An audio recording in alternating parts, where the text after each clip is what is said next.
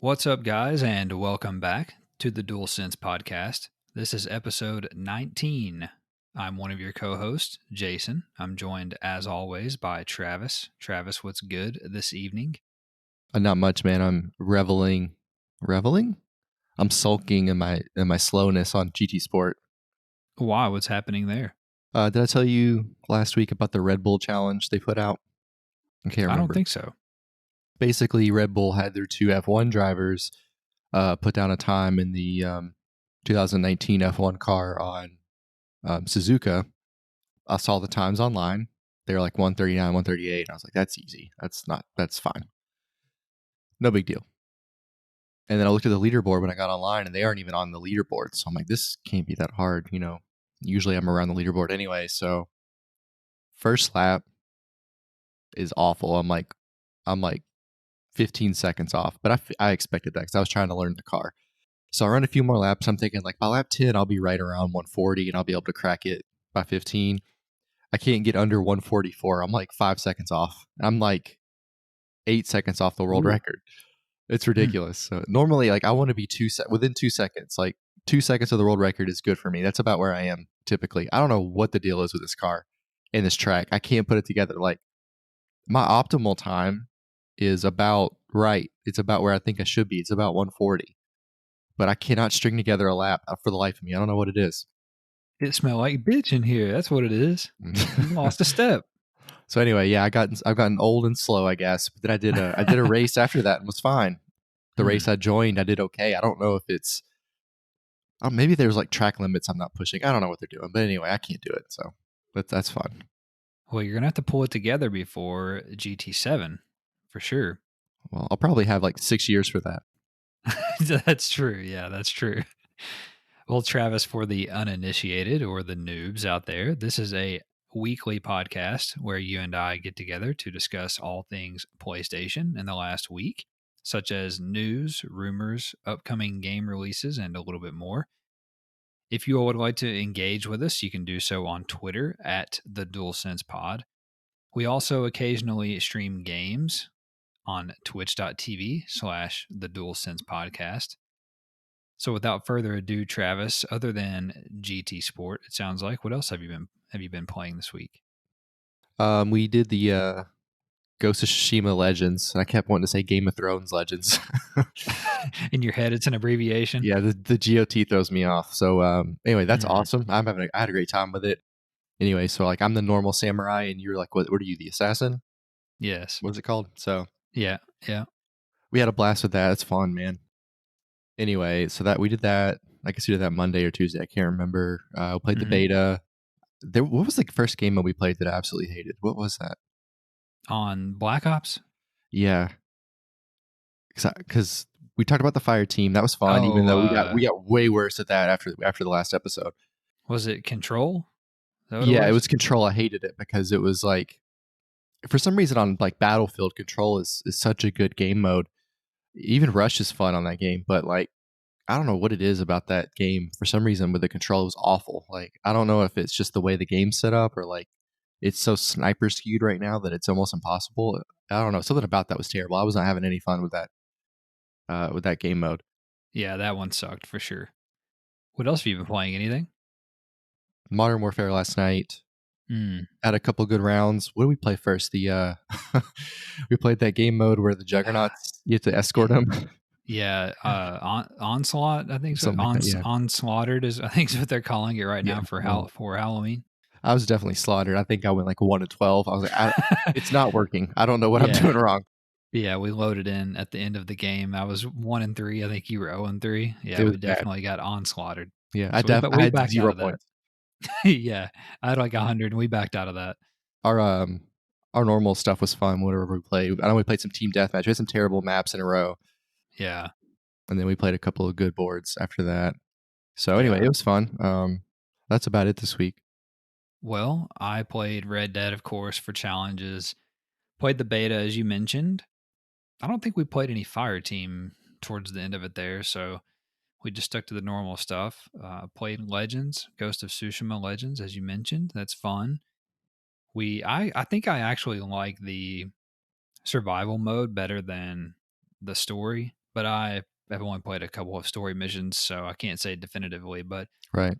I do enjoy the survival mode of that. That's quite a bit of fun. And then Yeah, played we actually won, yeah, I know surprisingly. the first one, and played Modern Warfare as you mentioned, and I played pretty well last night, I guess it was, and but like you said, the first map that we played when we started to play team deathmatch was the oil rig, which sucks. That's the worst map on the game. God, it's awful.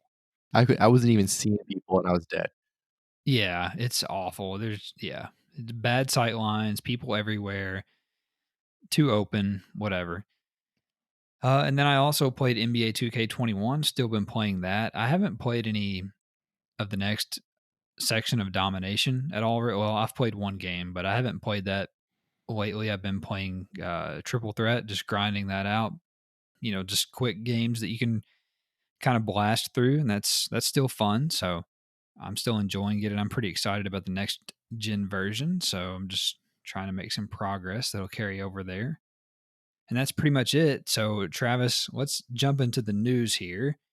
And it's actually a relatively slow news week on the PlayStation front. Not anything too groundbreaking, but nonetheless, here we go. Number one, the odds of future Bethesda owned titles making their way to PlayStation consoles grow slimmer by the day. In an interview with website Kotaku, when asked if Xbox needed to publish Bethesda games on other platforms to recoup some of the $7.5 billion spent to acquire the company, Xbox chief Phil Spencer said, quote, "But I'll also say in the model, I'm just answering directly the question that you had. When I think about where people are going to be playing and the number of devices that we had, and we have xCloud and PC and Game Pass and our console base, I don't have to go ship those games on any other platform other than the platforms that we support in order to kind of make the deal work for us." End quote. So Travis, this is pretty ominous for PlayStation gamers like myself who would like to play the next Elder Scrolls and Fallout and maybe even the new Starfield game. So Phil looks like he's putting a little bit of a nail in our coffin. What do you make of this? I like how Phil just basically was like, "You're really asking me if it's going to be on PlayStation. Here's my answer." Um, Yeah, yeah, like don't they sugarcoated that question? Like, do you need to put it somewhere to make money? Like, just say what you want to say. Like, is it going to be on PlayStation? Yes or no? And right. and again, he's never really said yes or no, has he? He's always kind of danced around it like this. This is kind of the first. Yeah, He, this is the closest he's been to saying, "Hey, we're not doing it on anything but what we have." right. Yeah, I mean, what do you expect from a big company? Yeah, it's definitely like you said the closest that he's been, and he still didn't even commit one way or the other. It's pretty ambiguous, wouldn't you say? Yeah, but I think we all expected this at some point that they would keep it on their Microsoft, areas. Their big companies want to be a monopoly, so this is right in line with that as far as I'm concerned. They want it to be them and nobody else. So I get it. And he's right. They don't have to ship it out to make that money back, especially with, Game Pass and PC. There might be people that buy it just to play it on PC. Like, I don't know that it's necessarily an Xbox thing, and that's an advantage for them. Right. I just don't see in the long run how they can't spend that kind of money and put the games on PlayStation. Like that just doesn't seem like good business sense when you spend that kind of money and then you are not going to use it as a selling point basically for your hardware to get people to buy your systems to play those games on. Like that just seems stupid. Mhm. Like if we put the shoe on the other foot and if Sony did something similar and then they still released or published games on Xbox, we would be saying how stupid it was of Sony to do that. So if you're being fair, it makes total sense for Xbox to keep those off of PlayStation. So that's my expectation at this point, and it sucks because if those games are good, I'm gonna have to bite the bullet and get a Xbox to play Elder Scrolls on, which sucks. And you're playing into their hand. I think part of Yeah, this is they want to at least sell Game Passes or consoles. I mean, you know what I mean? They at least wanna have Game Pass sell. So if right. they if they put this thing out on PlayStation, they're gonna get what, $60 and whatever they have to split with PlayStation, but some people Yeah. will go buy a console and then buy the game. So Hmm. how many people have to just say, "Forget it, I'm not doing it," because it's on Xbox? Like, you see what I'm saying? Like, the plus minus there, if half the people decide, "Well, screw it, I'll just go ahead and buy an Xbox," they're gonna make more money by keeping it, True. exclusive. Yeah, you're right. It's a good point. Number two, Travis, the extraordinary investment that Sony has made into the PlayStation 5's cooling system was reinforced again this week when PlayStation's Yasuhiro Otori revealed that the console's fan will be optimized post launch via firmware updates. Push Square reported that in an interview with website 4gamer.net, Otori stated, quote, various games will be released in the future, and data on the accelerated processing unit behavior in each game will be collected. We have a plan to optimize the fan control based on this data, end quote. So not only are we going to be getting our normal console updates and game updates, we're now going to be getting updates for how the fan runs for different games. Travis, what do you think about this? I think it's pretty interesting. I assume in the past, it just kicks on or off based off of some sort of temperature scale. Sure. So this is kinda cool, like, it's kinda like PC laptops that are gamer laptops, like, they'll have, like, a button you can press to turn the fan on higher, Yeah. It's kinda like that, but it's automatic, so, Hmm. this is the future, right? This is something that's pretty cool.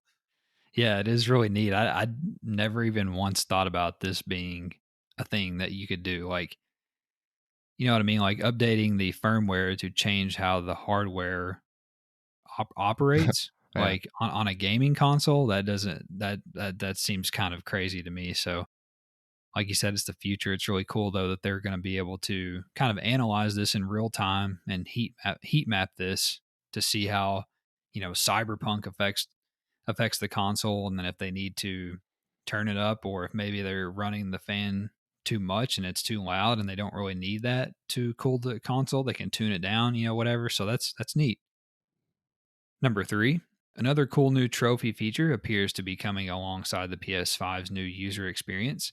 Website Push Square reported that earning trophies on the console may unlock digital rewards, similar to Ubisoft Club rewards for those of you familiar with that system.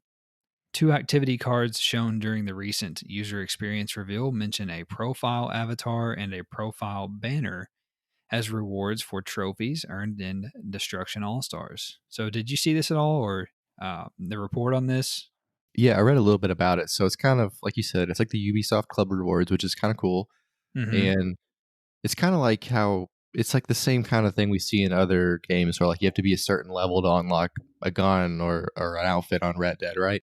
Yeah, And it's kind of an extension of that for your avatar and your banner, which I think is kinda cool. It helps you kinda customize it makes more of the PlayStation experience customizable, so I think that's pretty cool. I wish I coulda had stuff like that for, like, Ghost of Tsushima or whatever. Like, it would've been fun to have, like, you platinum it and you get these different avatars, right? That'd be kinda sweet. yeah, I'm all for this. I think it's a great idea, and I don't know why they haven't done it sooner. I guess there's Right. probably some type of limitation on the back end, but it makes complete sense for in-game rewards to be tied to system trophies, just like Ubisoft Club. Like you said, Mhm. you do stuff in the game and you get whatever, an outfit or whatever. It's perfect. Like it's a great idea, and probably should have been done already. But I'm excited. I'm interested to see though if this is going to be mostly taken advantage of by first and second party games like Destruction All Stars, or if we're going to see this implemented with games like Call of Duty and stuff too. You know what I mean? Right, it's 100% getting done for first parties, 100%. So, Yeah. outside of that, like, like, if it's a cross-platform, game, what kind of is it worth their time? Is it worth their effort? I don't know. Maybe it is. I guess that's for them to decide, but I think it's sweet, and I hope it's worth their time. Number four, we received several other new bite sized bits of PlayStation information as well this week, Travis. I thought we could just run down these kind of like we do the nuggets here, the news nuggets toward the end. And if you feel like jumping in at any point, feel free. First little bit here. Sony revealed in a PlayStation blog post on Thursday that Apple TV, Disney Plus, Netflix, Spotify, Twitch, and YouTube will be available on PlayStation 5 on launch day, while Prime Video, MyCanal, whatever that is, Hulu, Peacock, and others will be added in the future. It was later reported that anime app Crunchyroll will also be available at launch. Additionally, media apps no longer have to be downloaded. They will be available directly in the media space on the PlayStation 5 user experience. Thank God for Crunchyroll. Right? You can watch all your anime now. Right. It's a Japanese company. Of course, we get the anime app first. We don't need Peacock or Prime Video, guys, or Hulu, God forbid. But make sure we get that anime in here. It is odd how some of these big things are not there. So they must have not been able to finalize the deal in time. Website DualShockers reported that Spider-Man Miles Morales will take around 15 hours to complete, with Miles as the only playable character. Eurogamer also shared the first 25 minutes of the game this week if you're interested in seeing that. I thought this was a little bit short, but then I remembered what was it? Uncharted was like 15 hours. I think I beat Yeah. Uncharted 2 in 10 hours. Yeah, So, I mean, is that about right? Would you say? yeah. Yeah, these are on par. This is on par with the Uncharted games, except maybe 4. I don't know. I'd have to go back and look, but I mean, this is a full-fledged game for all the people who were saying, "Oh, it's a glorified 5-hour DLC or whatever." And like, no, this is longer than every Call of Duty campaign. I mean, Yeah, it so really is. and it's half as long as The Last of Us Part 2. So this is a full-fledged game, which is cool. And then I've gone dark on this game pretty much as I can. Granted, given the fact that we have a PlayStation podcast, but I did not watch the gameplay because I don't want to see it. Hmm. I just want to play it for myself. Fair enough. DualShockers also reported that Ghost of Tsushima developer Sucker Punch Productions is hiring a new narrative writer with, quote, a desire to write stories set in feudal Japan, end quote, possibly indicating that work on the inevitable sequel will soon begin. So, first of all, I'm all for this, as I'm sure you know. Hmm. What makes it inevitable to you? The amount of money they made? Yes, the number of copies that they sold, how well it was critically received, review wise, and then the fact that they've added the multiplayer mode now, and I think it's already had like 2 million matches played or whatever. Yeah, it's ridiculous. And yeah, and I think it's just such a success on that front that it would be stupid of them not to Right. continue on with it. And if they were going to make another game based in Japan that wasn't Ghost of Tsushima, that would seem very odd to me. Right. So, and I wonder what we'll do with the story. Like, I guess we moved to the mainland to stop them. Are we still Yeah. with Jin? Did Jin decide? Well, I can't stay in Tsushima or whatever. Did Yeah. Yuna finally go? Maybe we're Yuna. Remember, she wanted to go to the mainland, so maybe we're Yuna. So Hmm. that could be interesting. Maybe you play as both. I don't know.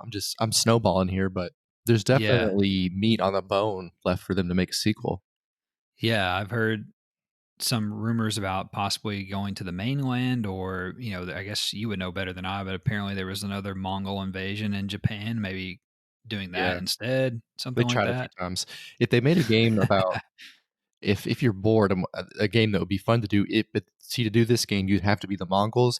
They absolutely destroyed a couple of Chinese settlements. Like by settlements, I mean like cities. I mean like Hmm. mowed them down on the way to Japan. So if they wanted to flip the game around, you could do some pretty gnarly stuff with them. That I'm surprised that we don't have a game like that I mean, yet, a Mongol game. if yeah, it'd be kind of cool, like roaming around, spreading out Hmm. your empire. You could kind of do a little bit of like they could do a Mongol game it'd be kind of like Civrev, but you're actually in person, and you just because that's what they did. They started off in their planes, and they were like, "Let's go mess with the Romans," and then, "Hey, let's go the other way and just run every sort of Asian culture out of the world." And that's basically what Genghis Khan did. So, I mean, Yeah. it could be a hell of a game. Official PlayStation Magazine UK reported this week that Final Fantasy 16 is due out in 2021 and only on the PlayStation 5. Developer Sucker Punch Productions also announced that their raid event called The Tale of Io, I don't remember how to say that, will be coming to Ghost of Tsushima Legends on October 30th. The raid will require 4 players and it will not allow matchmaking. A minimum key Mm. level of 100 is also required. So we'll never get to play that. We'll never get to play that. It's like the Division raids and Destiny raids, so whatever. I don't know why that's a thing. I don't understand that. Activision revealed that Call of Duty Black Ops Cold War will include a PlayStation exclusive game mode similar to Modern Warfare's Spec Ops Survival Mode. This new mode is a 2-player co op horde mode called Zombies Onslaught. It will be available exclusively on PS4 and PS5 until November 1st, 2021. I thought this was pretty interesting that they're going to take just one segment of the game and make it exclusive. Mm-hmm. And the reason I think that's interesting is I wonder how this could extrapolate to other games that we see in the future on both sides, Microsoft or PlayStation. Like, can you imagine if you loaded up 2K on PlayStation and you couldn't play My Team is only on Xbox? Mm. Oh, Because I know people love zombies. Like, it's a thing. I mean, they can't play zombies on Xbox until the game is basically going to be replaced by another Call of Duty.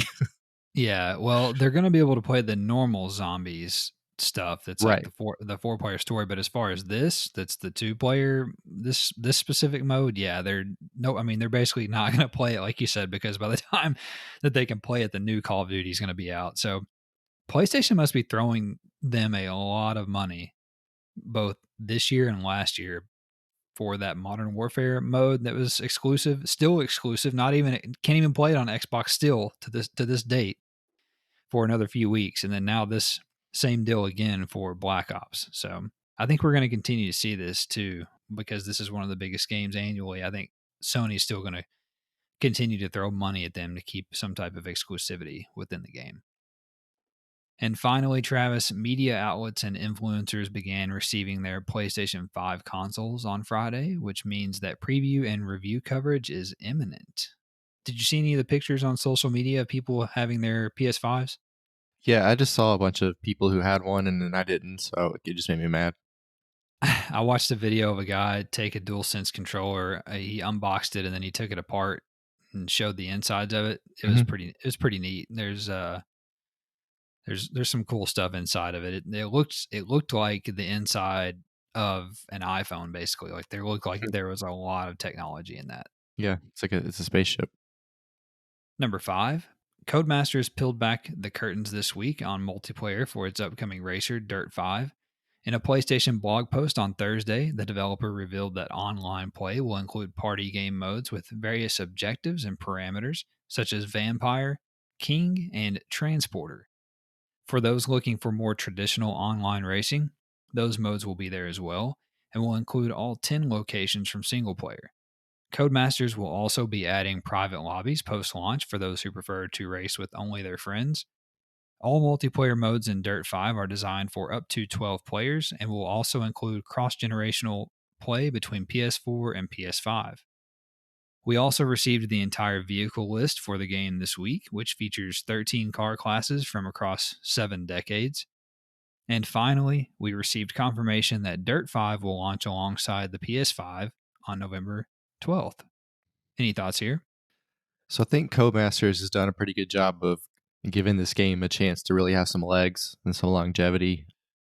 The car list is really good. All of the classes are really good. And like, I told you the other day, the GT Rally those cars are terrifying on Dirt 2.0. Like you can almost not drive them. That's how powerful they are. So I'm excited to see if that's the same on this game or not. But, Mm-hmm. the private lobbies are really cool. That'll be awesome for leagues. I'm sure there'll be some sort of a league at some point in some way, even if it's just these little whatever party games, you can still have fun Yeah. with those. So I think that they've made it to where you can have a lot of fun racing by yourself traditionally or racing with your friends in these with these objective based game modes. So I think there's a lot to chew on there. It should be good. I would be surprised if it wasn't. And it's almost like they're propping themselves up to make this like a Forza rival with all these different Mm. variations. And I think that's an interesting idea if that is what they're doing.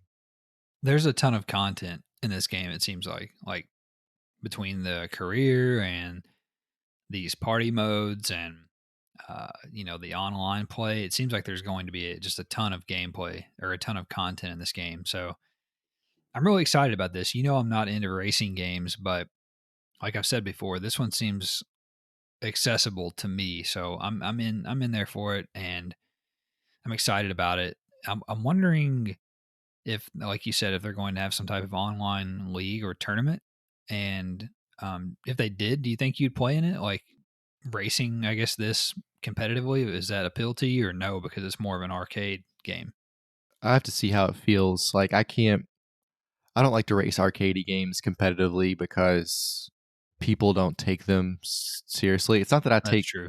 not that I take it seriously. Isn't really the right word because that implies that like I'm throwing helmets and stuff, and like I don't really do that. Like that's not what I mean. What I mean is like taking it seriously as far as like giving you room, racing fair, trying to put down the best time, trying to learn everything you can about the car, like that type of stuff. That's what's fun to me about racing online. Like an arcade game, you just give me a car and a race. Right. It's not as interesting to me from that perspective, and like I don't want to be in a lobby with like an 8-year-old who is driving backward because they don't understand. Like that stuff drives me insane. I don't want any part of that. However, Right. Codemasters does do challenges. They have them on Dirt Rally, and you can earn credits or a car or a livery or whatever. I'm assuming they'll have challenges like that on this game. Yeah. You did say you are going to get this game, right? Or no? Yeah, yeah, I think it'll be awesome. Okay. Do you think you'll play it with the wheel or with the controller, or are you wheel all the way, baby? I'm a sim racer 24/7. It depends. Like if it drives like Dirt 2.0, I will just because I like the way it feels. Like that game feels so good on the wheel. The feedback's really nice. Mhm. It's really intuitive. I actually, it's easier to drive on a controller than it is on the wheel. Like, and most games are like GT Sport's easier on the controller too. It's just, and part of that's because I've put how many thousands of hours have you put in on a controller? So little Right. nuance inputs are so much easier to do on that than it is on the wheel. But it depends. We'll see how the cars feel, and it might be one of those things where only certain types of cars are good on the wheel and certain ones are bad. It could be like that too. Number 6, Godfall developer Counterplay Games also gave us another deep dive on their game this week, detailing the loot and skill systems in the upcoming looter slasher to IGN.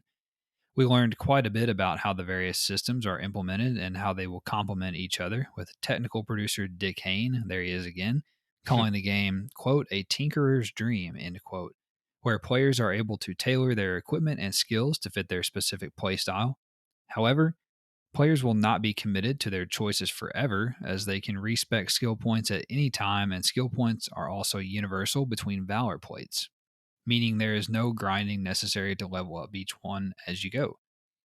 One more interesting note is that loot can be enchanted to increase its rarity level, in addition to just powering it up, which means that if there's a particular piece of loot you fall in love with, there will be a way for you to bring it along with you throughout the entire game. To go more in depth on the game's loot and skill systems, be sure to check out the article on IGN. So, what do you think about some of this, Travis? Does it appeal to you at all? Well, first of all, you're a damn tinkerer, so this is your wet dream. Whew, yes, it is. That's all we waited for you on the division half the time so you could tinker with your shit. Uh, Mhm. anyway, um, I'm a tinkerer. so I do like the universe, the how the skill points are universal. I think that's pretty sweet, and I like that you can Mhm. respec things because that's one of the things I do hate about these loot games. Is sometimes you get something that looks really cool, or it has like a really big boost you like, but the level is so low it's almost unusable. So I like that I can respec it and play around with it in a different way. Maybe hold on to it throughout my character's life. Yes. Can you explain exactly what they mean with like this enchanted loot? Is that something that reminds me of Skyrim? Is that like a thing? Mm. Yeah, so what they are doing is you can power up your gear. I forget what they call it, but it's like when you power up loot on Avengers right now, right? Like you use resources and increase the stats on that item. Okay.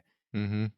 They also have this ability to enchant loot. So what they are using this as is like if you find a cool looking sword early on in the game, but it's, uncommon. So it's like the green loot, but you really like the way the sword looks and you like playing with it.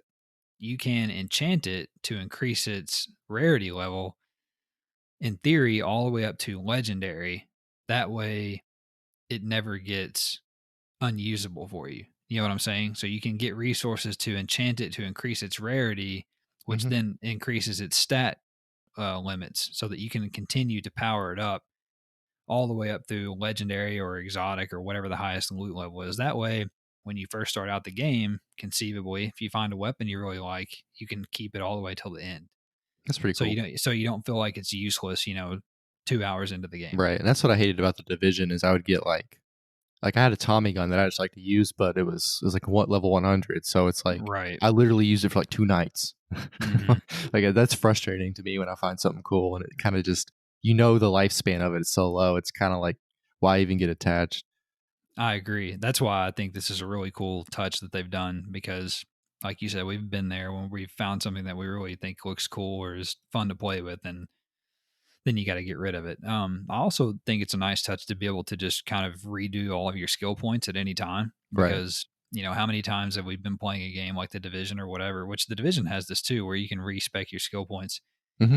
So where you feel like you've made a mistake, or maybe you get a new weapon and you want a stat boost from another skill or whatever, well, and now you can just respec it. So I think those are both good quality of life inclusions for this game to give it some longevity for people to tinker, as he says.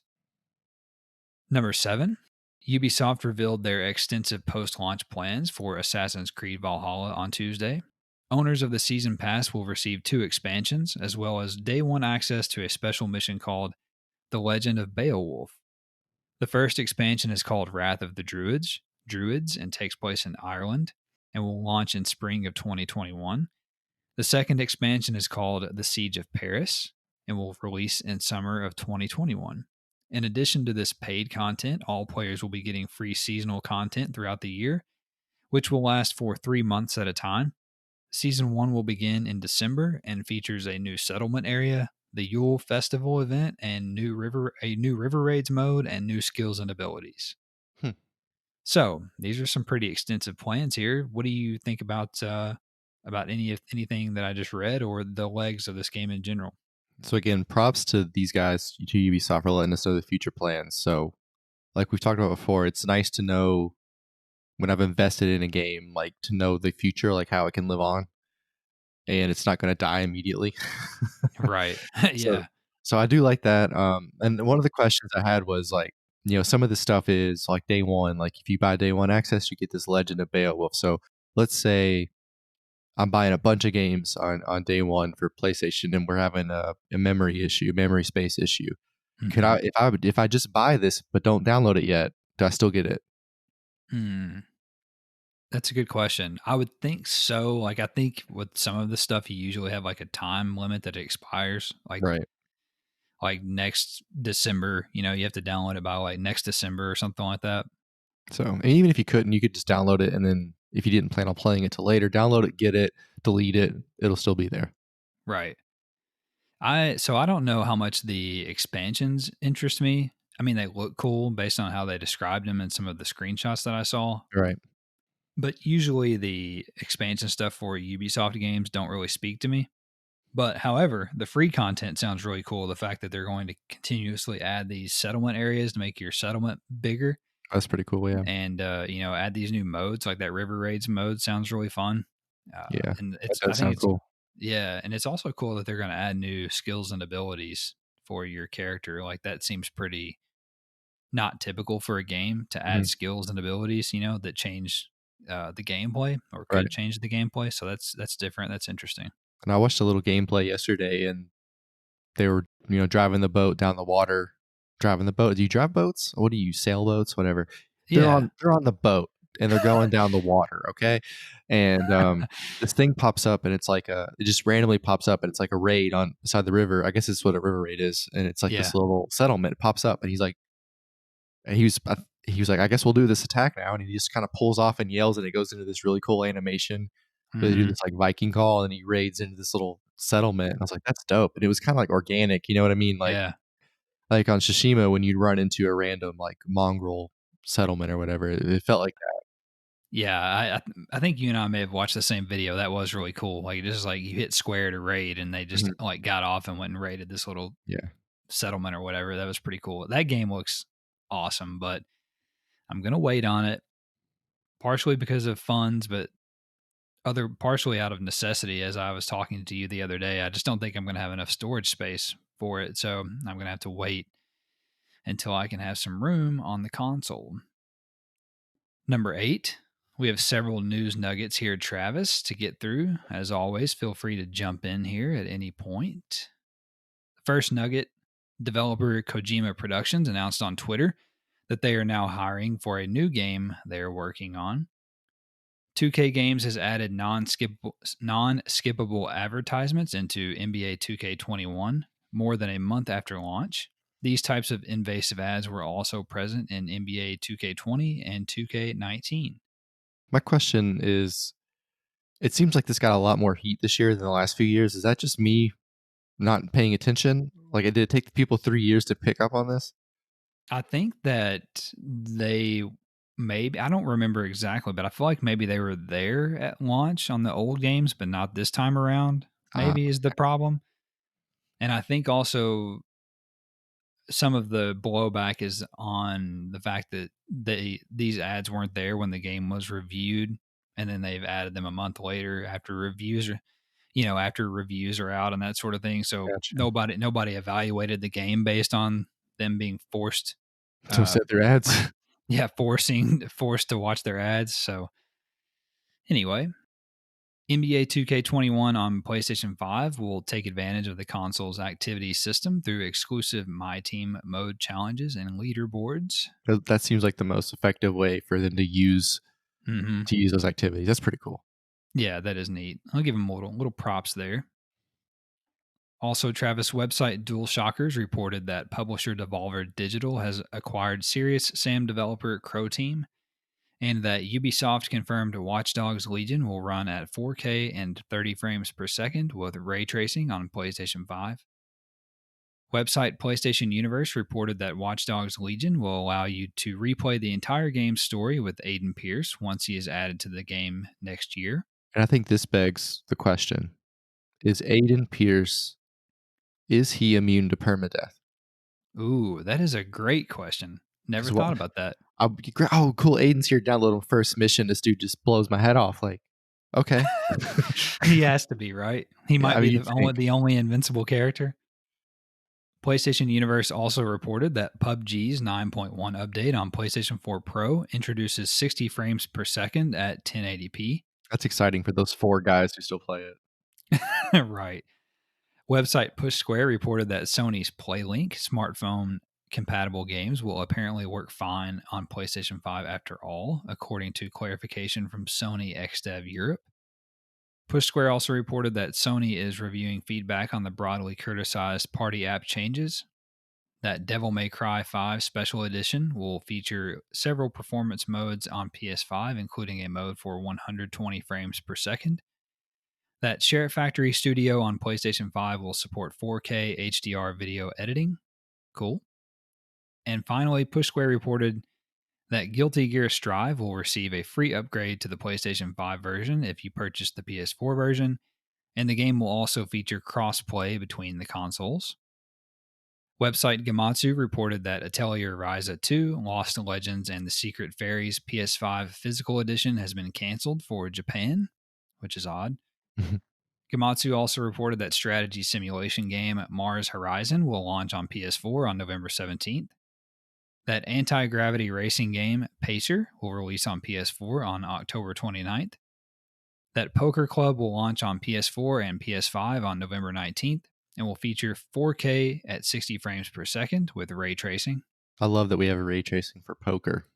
I know. I'm kind of excited about this game. Like, oh, it's a launch game, or I pretty mean, much a launch game, I think it'll be cool. I just think it's hilarious. What is there to ray trace? Like, I don't right? understand.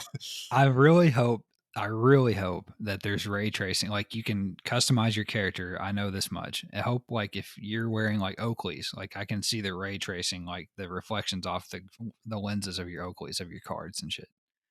Gematsu also reported that monster collecting turn-based tactical strategy game Monster Sanctuary will release on PS4 on December 8th. That NN Games will release Cotton Reboot, both physically and digitally, for PS4 in Q1 2021. That Jump Force DLC character Miriam and Hey, I don't know, whatever, will release on October 27th on PS4. That digital board game Arkham Horror Mother's Embrace will launch on PS4 sometime in 2021. That shoot 'em up R Type Final 2 will come to PS4 in spring 2021. That strategy card game Feria will launch on PS4 on November 3rd. That Romance of the Three Kingdoms 14 Diplomacy and Strategy expansion pack will release digitally on PS4 on February 11th. That VR first person shooter tower defense game Captain Toonhead versus the Punks from Outer Space Right. will come to PlayStation VR in the first half of 2021. That first person slasher Ghost Runner will come to PS5 sometime in 2021. Owners of the PS4 version of the game will get a free upgrade to PS5. That Blade Runner Enhanced Edition has been delayed out of 2020 to an unannounced time in the future. That free to play third person shooter Operation 7 Showdown is now available on PlayStation 4. Never heard of that. And finally, Gamatsu reports that free to play MMO tank game War Thunder will come to PS5 in mid November. And that is all for the news this week. It's a fairly light news week. Not much going on as we get ready to ramp up, I believe, for a lot of PlayStation 5 preview and review coverage next week, is my guess. So, without further ado, Travis, it's time to get into this week's new game releases, and I turn it over to you. Out on the 19th on PlayStation this week, we had Nine Monkeys of Shaolin and Car Mayhem, which is dog shit. Don't bother with that one. On the 20th, we have Amnesia Rebirth, Cross Crush, which I watched a video of that. The video was in Russian, so I couldn't really tell what was going on. But there was a lot of boomers blowing up cars. It was weird. Like the cars would drive up and like this old woman, like the old women that we've seen in these classroom 101s of Watchdog Legions, she would like blow these cars up. And there was an old man. I probably should have found an English one, but I mean, whatever. I kind of was like, this is weird. That's so odd. Next up, we have Hyper Brawl Tournament, which has some pretty cool characters and maps, and you can like score goals on it. So it's like you have little characters you play with. It's like a bipedal Rocket League kind of, and there's people explode and you can throw it in. It's kind of interesting, and the maps will change, and there'll be different kind of obstacles in the way. I thought that was interesting. I'm not sure if it'll take off, but it's definitely interesting and cool. Sounds cool. Next, we have Kukiyomi Considerate, Monster Truck Championship, Outpost Delta, which is a single player 2D side scrolling sci-fi shooter, which I thought was going to be cooler than it was, and that's why I made a note about it, and then it was kind of a letdown. And then finally on the 20th we have Terra Bomber, which is what it sounds like. On the 21st we have A Tale of Paper, Macrotis, A Mother's Journey, and Mushroom Heroes. On the 22nd we have Asterix and Oblex Double XL Remastered. Or is it supposed to say Remastered? Is that a typo? I think that's correct. Remastered. Oh, sorry. Remastered. What in English? Next up, we have Double Pug, which I was excited about because I don't really like pugs, but I like dogs. It's a side runner. Yeah, it's a side runner. So you're like a pug and you run and jump, and it's like it seems like a mobile game or like like Mario's a side scroller. So it's kind of weird, but I could see where a kid would like it. Next, we have Outbreak, Pocket League Story, Raise the Dead. Sorry, what I read was a sequel to Everybody Loves Raymond. It's good. It's good. And that's Raise, Rays, not like Raise bread. And next we have the Sushi Spinnery, trail makers, and the last that day is Superland. So Superland, I thought it was going to be a bunch of Toyota Supras. It's not that at all, Hmm. and I don't even remember what it was. On Hmm. the 23rd, we have Grood. So this is probably the most interesting game to me on this list. Grood, not Groot, Grood, Grood. Imagine Space Invaders, but you're scrolling to the side, and it has Broforce music. Oh, that sounds cool. It's pretty awesome. So I think that one will be pretty sweet. Next, we have Halloween Candy Break, and for the love of God, stop putting mobile games on consoles. It's Please. it's Candy Crush, guys. Like, why are we doing Uh, this anyway? hmm. Next, we have Lord of the Click, and it's a super easy platinum if you're a platinum hunter. It's $5. All you do is click stuff. It's awesome. Lord of the Clit. Yes. And then we have Lust for Darkness, which was super weird and scary, and I couldn't get past the thumbnail.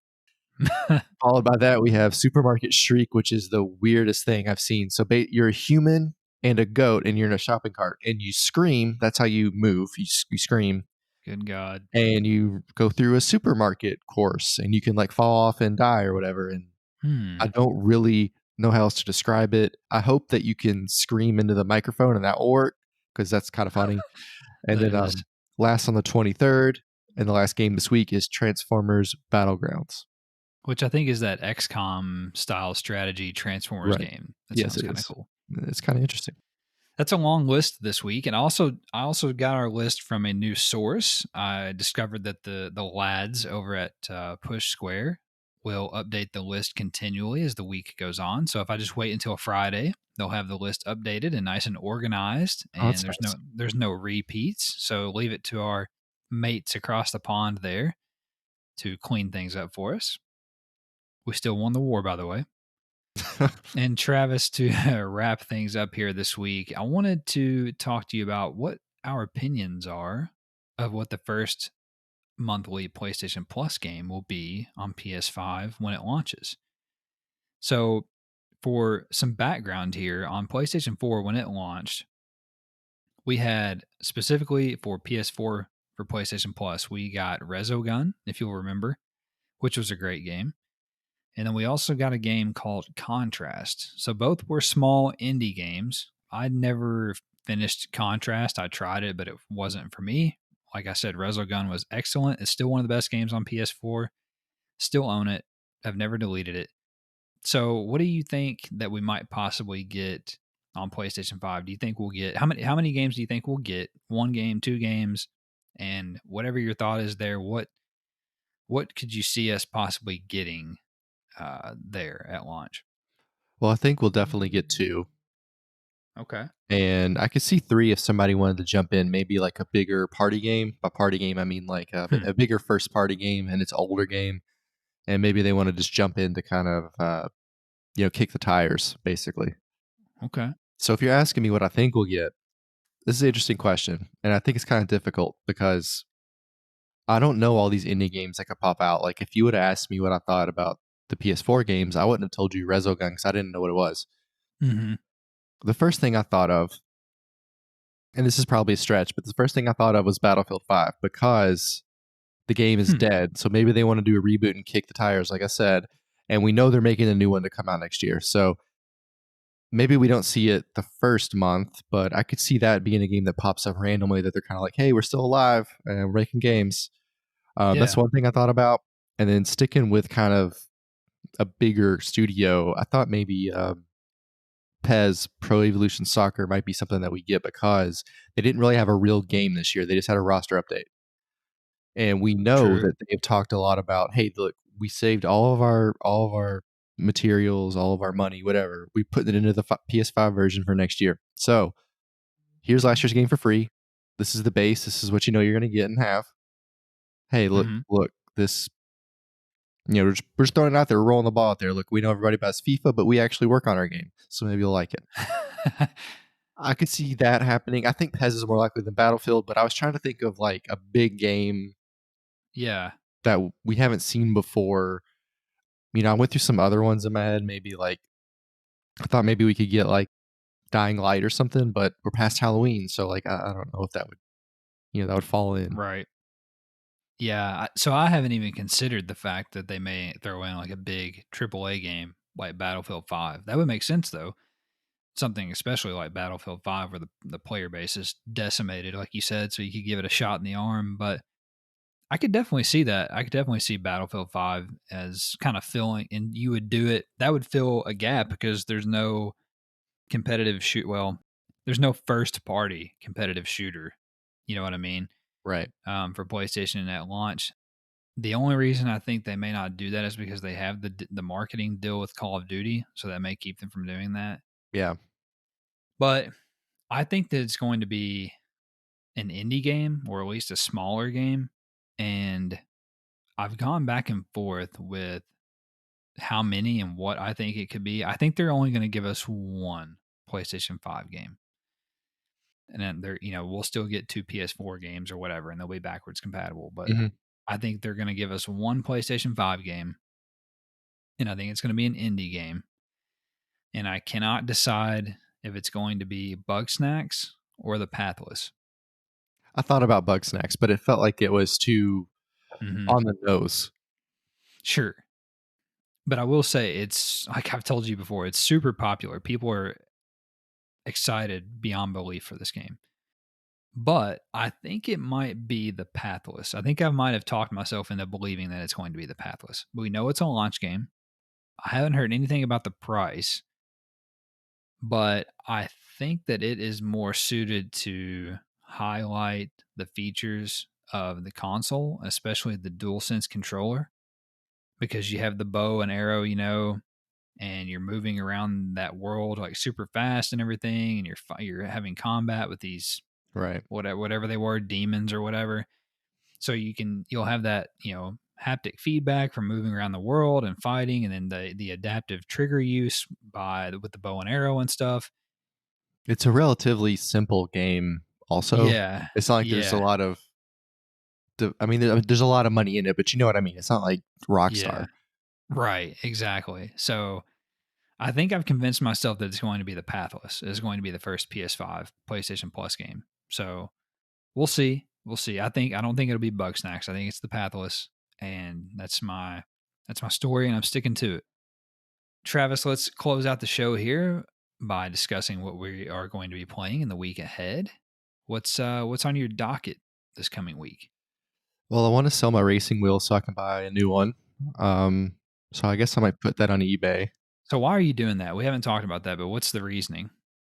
Couple things. So one of the things I struggle with on the game is my consistency braking, and by that I mean like my pressure braking. And the pedals I have now, there's kind of like a dead zone in the brake, and I've tried a couple of different fixes that I've seen online before. Like one, you put in a piece of eraser.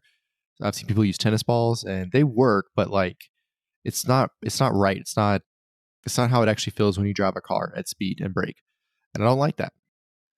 And Okay. it makes it difficult to drag brake. So like a part of being like when you race, you're not all gas, all brake, all gas, all brake. Like that's not how you race. Like sometimes you feather the throttle, sometimes you drag the brake. That's how you race, and that's how you maintain your momentum, especially in some of these cars that like in F1 cars and in some of these older cars. Like if you drive in an old league, like keeping speed is important. Like you can't just pick it back up when you hit the brakes. You have to keep momentum throughout the lap. So that's annoying.